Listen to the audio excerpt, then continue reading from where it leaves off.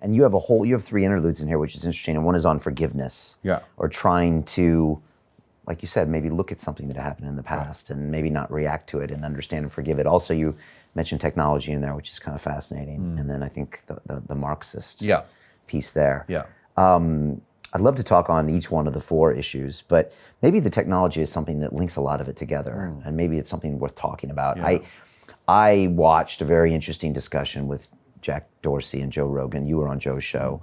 He actually went on twice, and it was interesting. We brought his lawyer back the second time, and they went through all of their policies on how they moderate Twitter and how they're very sensitive to a lot of issues around trans issues and things. And they have their laws, which have nothing to do with any other laws in sovereign states, but it's kind of the way they moderate things. And I found it really interesting about how this is okay, that's not okay. A lot of things around trans, like you said, which I guess maybe we're just starting to understand. What do you see in that space? And you know they lie. About what they do or why they do it. Because it's a corporation. You know they lie. Explain that. The tech companies, I mean, I have actually seen the lists of some of the words that are the things that get you in trouble. Twitter is one of the worst, because Twitter doesn't tell people. So double standard, you're saying. They have a list of what gets you in trouble, and then there's what really gets you in trouble. And the ways that they mute people and pretend they don't. The way they pretend they just can't do things at the moment, which they do. And it's political. It's political. And it's taken a while for some people to realize that, but it's nakedly political. The same with Google. I give an example in the tech chapter, as you know, about Google Images. And it's just fascinating because most people it doesn't occur to most people that when you type something into the search engine, what you're getting back isn't true or not real or not really representative of what you wanted to get. And one of the examples I give is Google Images, which is just fascinating. If you go to Google Images and you say, I would like to see, type in, anyone can do it now, I mean, or they might, now I've pointed it out, they may skew the algorithm back, but say you want to see photos of gay couples, just put gay couples into Google image search. You'll get lots of nice photos of nice, happy gay couples, a lot of mixed race couples, just to accentuate the positive. But there's lots of nice gay couples, happy gay life. Do straight couples. You don't get what you asked for. You don't get what you asked for. You get a lot of gays, awful lot of gays. When you Google straight couples? Yeah. Okay. You get a lot of mixed race, a lot of black photos of black couples. You get. It doesn't want to give you what you're asking. Why? Because. And is this intentional? Yeah, of course. Okay. So some people thought this was just machine learning fairness, which I explain about in the book, but it's not just machine learning fairness, which is a fascinating subject on its own. It's machine learning fairness with a human intervention. The same thing happens if you do, here's another really dangerous one, do black couples. You get black couples, you get happy black couples.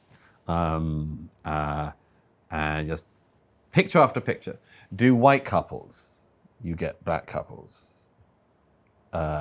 Mixed race, you get very early, you get a mixed race gay couple with black children. And so why? Why? Because Google wants to say, how dare you be searching for that, you bigot. What kind of a monster would be searching for straight couples or white couples? Bigot. We'll show you. We'll give you gays.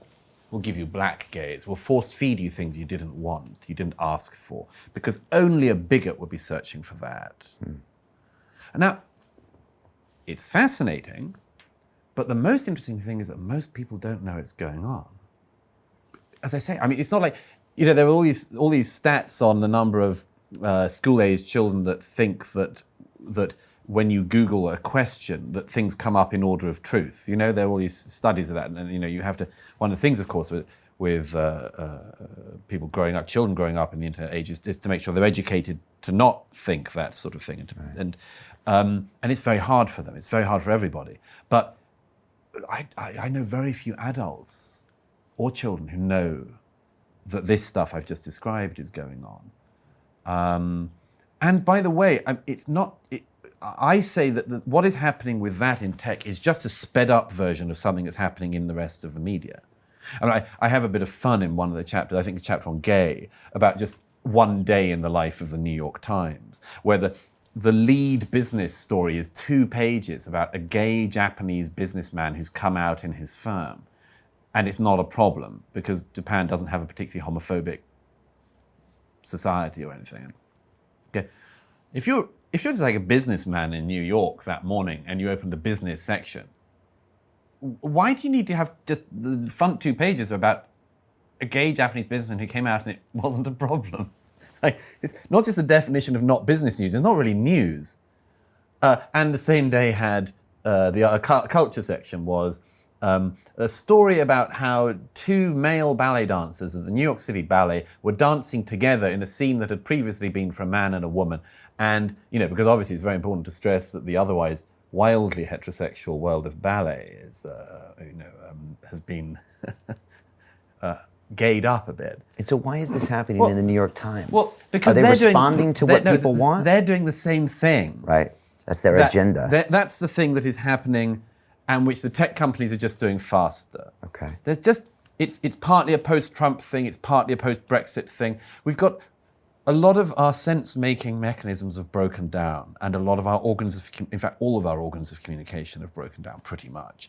And it's partly because of this, that instead of being the thing that tells us what is happening, they have to stand equidistant between the facts and the public and negotiate between the two. Because you can't have the public, because they can't be trusted with facts. You've got to interpret them for the public. Now, of course, that's always happened to some degree. But this version, the retributive version of it, that's like, giving you more gay stuff than you want will be good for you because it'll smoke out the bigots. Okay, so they're giving you more gay stuff than you want, more pro-minority group stuff than you want, more pro-trans stuff than you want, oh, yeah, and more pro-feminist stuff than you want, or yeah, and I think and the hysterical attitude always coming to the fore. I mean, we have this with the sort of Margaret Atwood obsession, the idea that that it's likely that women in America are soon to be living in a situation akin to that of women in Tehran in 1980.